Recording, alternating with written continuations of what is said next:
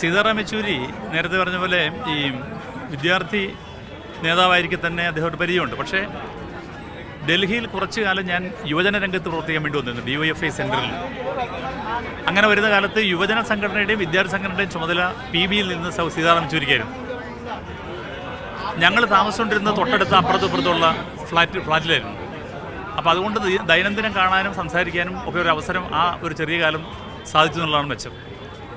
വാസ്തവത്തിൽ സീതാറാം യെച്ചൂരി നമ്മളിപ്പോൾ ഈ മരണത്തിന് ശേഷം പല മാധ്യമങ്ങളും അദ്ദേഹത്തെ ചില പക്ഷങ്ങളെ അദ്ദേഹം പ്രോത്സാഹിപ്പിക്കുന്ന മട്ടിലൊക്കെ ഈ കേരളത്തിലെ മാധ്യമങ്ങൾ കൊടുക്കുന്നുണ്ട്. അദ്ദേഹം ഒരു പക്ഷത്തിനും വഴങ്ങുന്ന ആളായിരുന്നില്ല.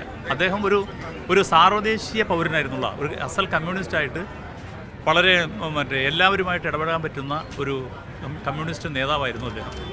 അദ്ദേഹത്തിനും ബ്രിട്ടനിലും അല്ലെങ്കിൽ ലാറ്റിൻ അമേരിക്കൻ രാജ്യങ്ങളിലും അദ്ദേഹം യൂറോപ്പിലാകുകയും ഏഷ്യയിലും ഒക്കെ സുഹൃത്തുക്കൾ പാർട്ടി നേതാക്കന്മാർക്കായിട്ട് അടുത്ത് ബന്ധമുള്ള ആളായിരുന്നു. അദ്ദേഹത്തിൻ്റെ നഷ്ടം ഇന്ത്യക്കകത്ത് ഇന്നത്തെ ഇന്ത്യ മുന്നണി രൂപീകരിക്കുന്നതിൽ ക്ഷമാപൂർവ്വം നടത്തിയിട്ടുള്ള അധ്വാനം വളരെ പ്രധാനപ്പെട്ടതാണ്.